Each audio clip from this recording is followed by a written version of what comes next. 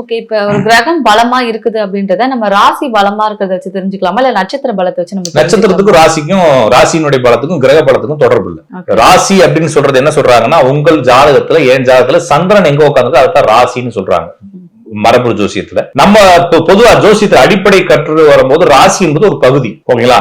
அப்ப அது பலமாகிறதுக்கு வாய்ப்பு இல்லை. எல்லா ராசிகளும் அப்படியேதான் இருக்கு. இப்ப திருநெல்வேலி பலமாயிருச்சுன்னு சொல்ல முடியாது இல்லைங்களா? திருநெல்வேலில இருந்து ஒருத்தர் வந்தாரு, பலமான ஒருத்தரா வந்தாருன்னு சொல்லலாம் இல்லைங்களா? அப்ப ராசிக்கும் அதுக்கும் சம்பந்தம் இல்ல. ராசி என்பது இருப்பிடம். ஆனா கிரகங்கள் சுற்றி வந்து கொண்டிருக்கும் போது சில ராசிகள்ல பயணிக்கும் போது அந்த கிரகத்துக்குன்னு புதுசா ஒரு வேல்யூ இருக்கு. இப்ப நான் ஒரு நீள்வட்டம் போடுறேன், இந்த இடத்துக்கு வரும்போது அந்த பொருள் நியரஸ்ட்ல வருது அப்படின்னா இந்த இடம் நியரஸ்ட் பாயிண்ட் தான் நான் குறிக்க முடியும். அந்த இடத்துக்கு எந்த வேல்யூவும் கிடையாது. அந்த பொருள் அங்க வருவதால் நியரஸ்ட். அப்ப அந்த ராசியில் அந்த கிரகம் செல்வதால் பவர் ஆகுது. அவ்வளவுதானே சொல்ல. ராசி பலம் நட்சத்திர பலம்ங்கிறது கிடையாது. நட்சத்திரமும் ராசியும் என்னன்னா ஸ்கேல். இந்த நம்ம பிரபஞ்சத்தை சுத்தி இருக்கக்கூடிய பகுதிகளை நம்ம பிரிக்கிறோம். பிரிச்சதுக்கு பேர் வைக்கணும் இல்லையா?